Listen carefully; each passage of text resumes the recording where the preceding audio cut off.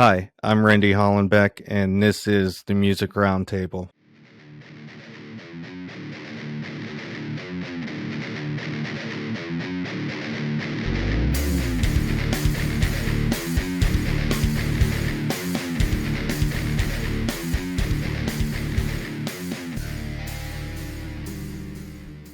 Today on the show, we have Shane Grubb from the rock band Waiting for Eternity. Hey, how's it going?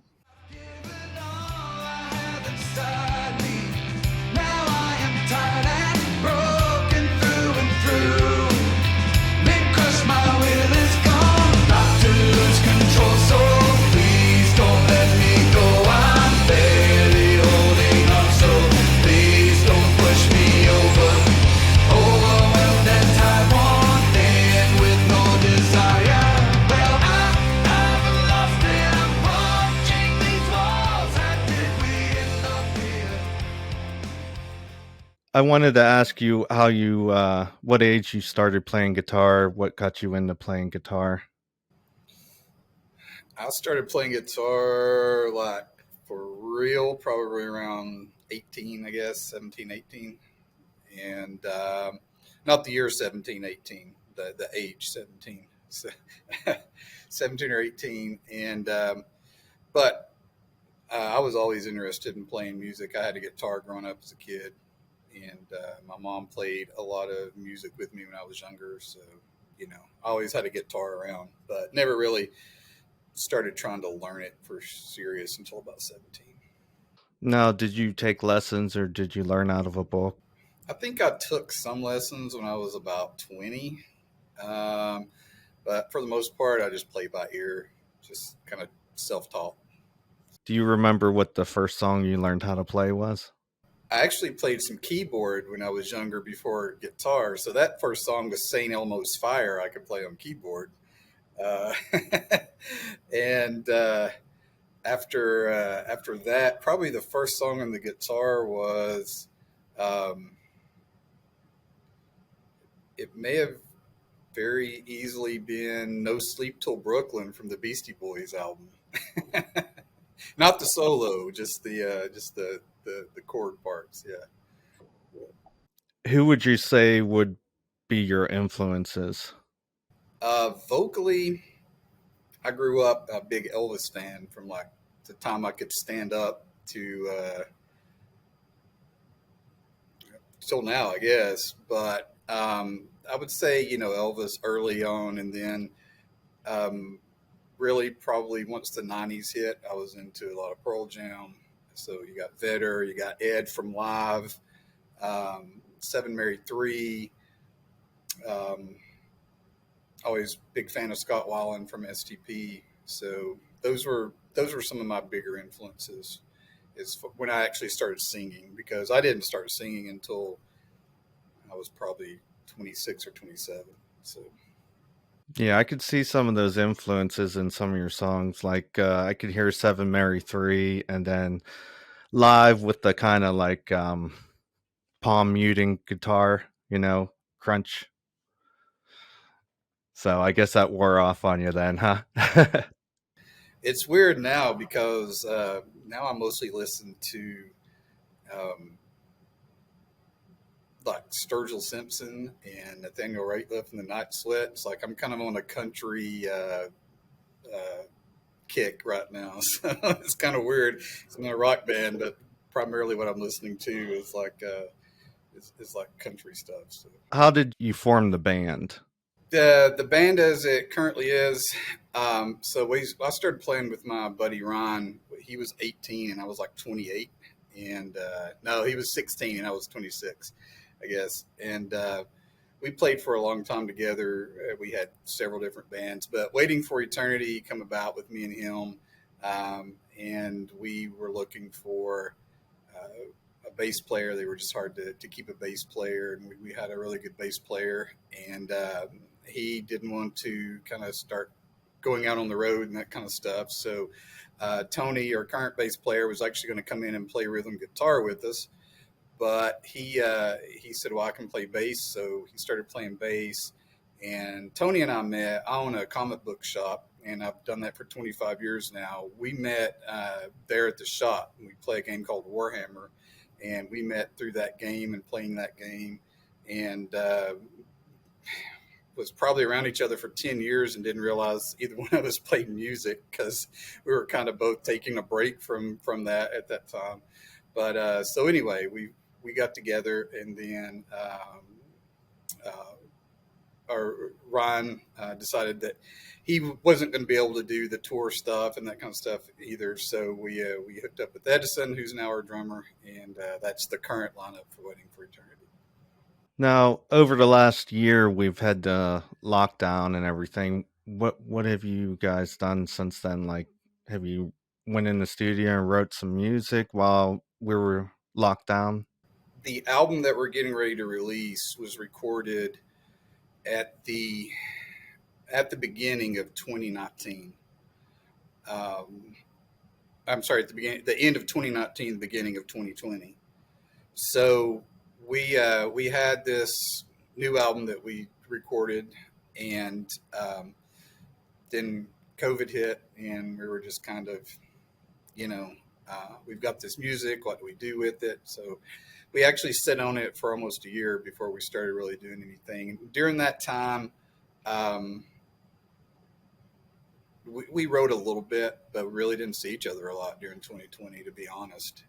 And so we were kind of getting everything ramped up, and then that hit, and so we really didn't start getting ramped back up again until really just about 4 or 5 months ago. You guys are getting ready to go out on tour with Cold. How did that happen? How did you get hooked up with that tour? So we've got a really awesome manager, and she knows all sorts of people in the industry. And she kept working. She was this again. This was actually going to happen in 2020 for us, and it didn't. So she had already been talking with Cold's team, and she knows Scooter and those guys personally and everything. So um, she just, just knowing the right people at the right place at the right time. But we're super excited to be able to have that connection and go out. So it's going to be our first tour as a band, and it's looking like the way we're having to practice and get everything together that it might be one of our first shows as a band. So that'll be interesting.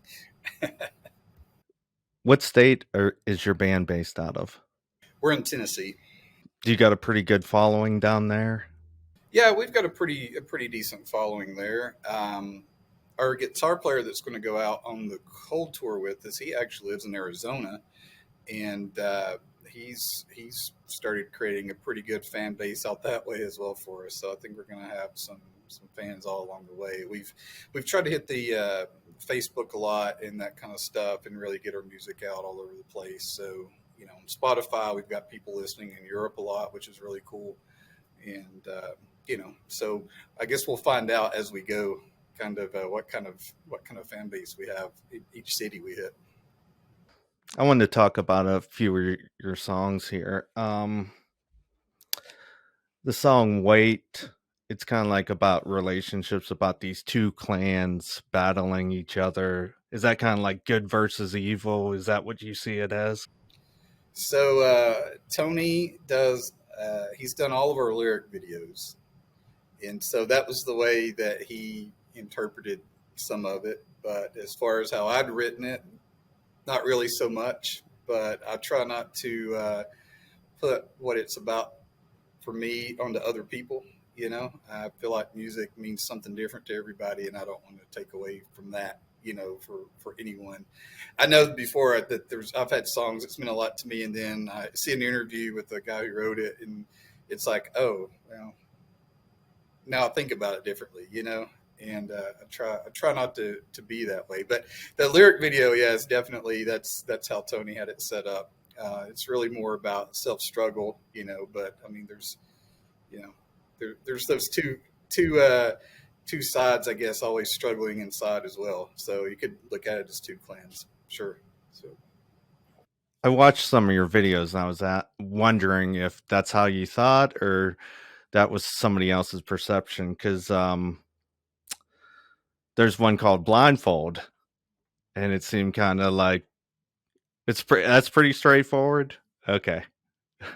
Yeah, it's pretty straightforward. Yeah, yeah, yeah. It's pretty straightforward. I, we've got some behind the scenes videos that are coming out, and as we release the album, we're putting those out. There's already one out for Blindfold, and I talk about on there that it's. I, I wrote that like I guess at this point maybe 7 years ago, and just really getting sick of the just having to navigate and unravel anything that you heard on the mainstream news, you know, to actually get some kind of truth out of what was being said a lot of times. And I've always been the kind of guy that if there's any argument or if there's something like that, I've always believed that there's two sides to every story, and you'll find the truth somewhere in the middle, And that's just how I've started approaching, a lot of the media. So it's pretty much straightforward. Turn off your TV and start doing some research for yourself, because everything has a slant. It might be a right slant, it might be a left slant, but there's a slant on everything, and unfortunately, that really begins to skew or the truth. You know, so it's really about just hey, take a minute to find out for yourself. Don't take it at face value. Your song called Blink, it got this really cool guitar walking type part in it. It's really cool. And then the chorus is like memorable too. I noticed. Do you try to get those hooks in to your songs like that? Yeah, that's definitely when we're writing. That's definitely something I think that any songwriter tries to do is make sure there's some hook in it somewhere, whether it's a a vocal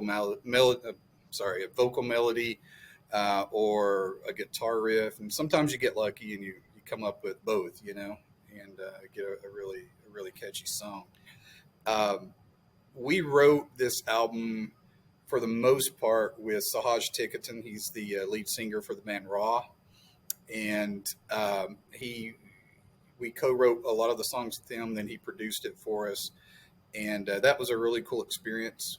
We had never written like that before, but he basically said to us, he said, "Bring everything that you have, whether it's complete songs that you've written, or just something you hummed into your phone or a recorder or whatever, and we're going to go through them all and kind of start writing songs from that, And Blink was one of those songs.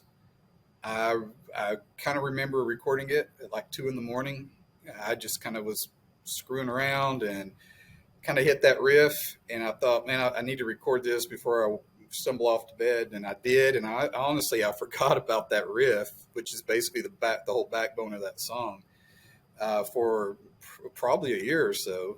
And then when I was just kind of collecting everything, I was like, oh, that was a cool little riff. And we sit down with Sahaj. We probably went through 80 different songs or pieces of songs, and we got about 10% is what passed the Sahaj test, so as we called it. And so that was one of them. All I had was the riff, and we grabbed it, and he actually did the chorus on that song. So, uh, but yeah, it was really cool getting to write that way and learning a lot from that as well. So.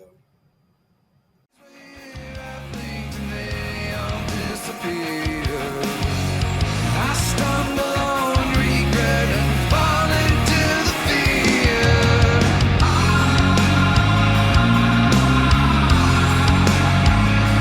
I've been away too long. I can never go back now.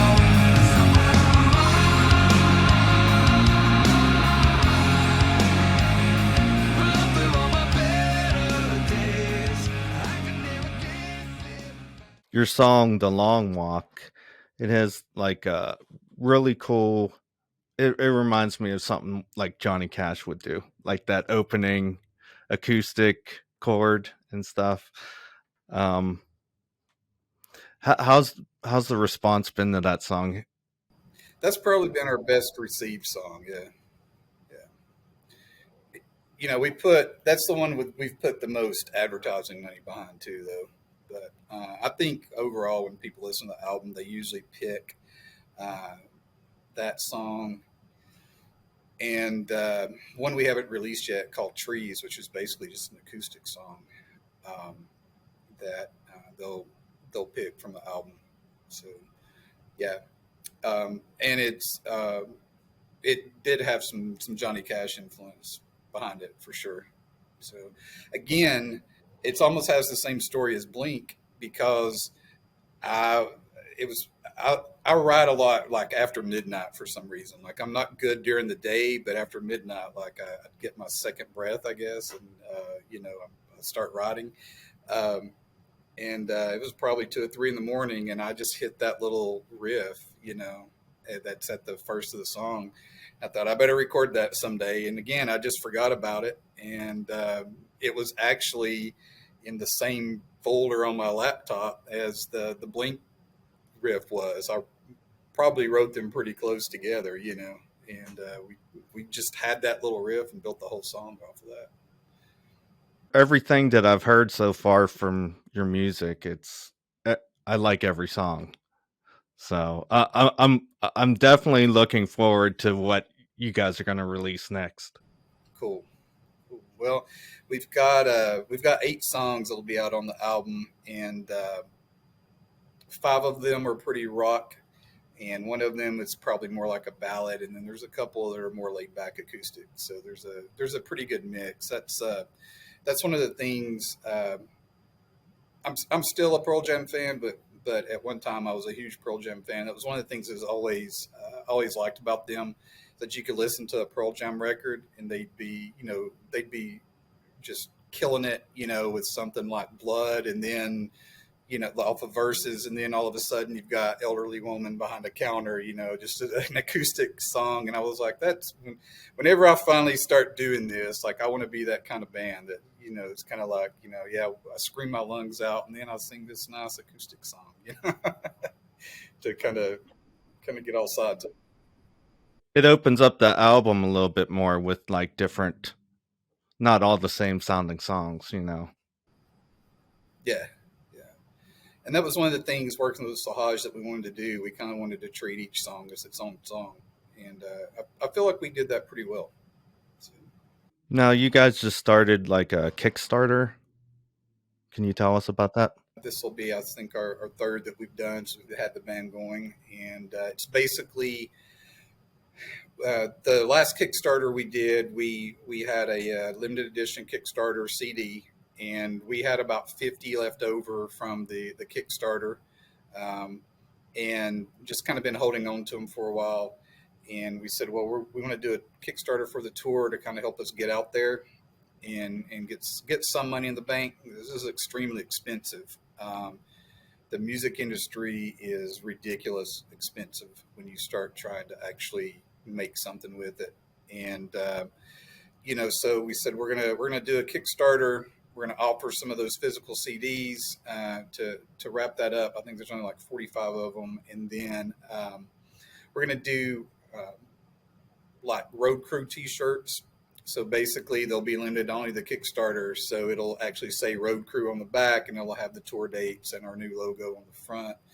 And because we feel like anybody that helps us get out there, whether they're on the road with us or not, they're there in spirit, especially if they've backed us, financially. So we wanted to do that just special for them. And then we have a live photographer going out with us, so we'll be capturing a lot of live footage. So we'll have a live DVD, which we'll probably also put on YouTube as well, or somewhere that will be paid for a little while. And then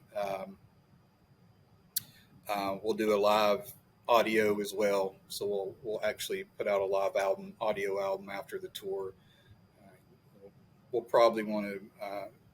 We'll be coming home 2 days before Thanksgiving, so we'll probably do the holidays and not think about much music until January 1st again, or January 2nd, and so we'll be cranking that stuff. Most of those rewards, except for the physical CD, and then the new album, which the new album will release on all platforms on August 31st, I think, and that's about the same day the Kickstarter ends.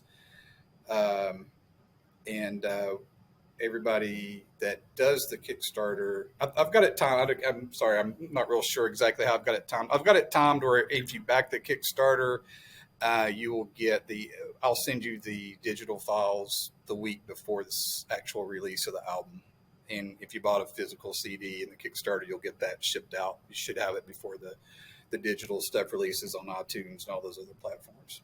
How do we get a hold of you guys? Facebook, Instagram, Twitter? Yeah, we're everywhere. We're really active on Instagram and Facebook, and waitingforeternity.com is our website.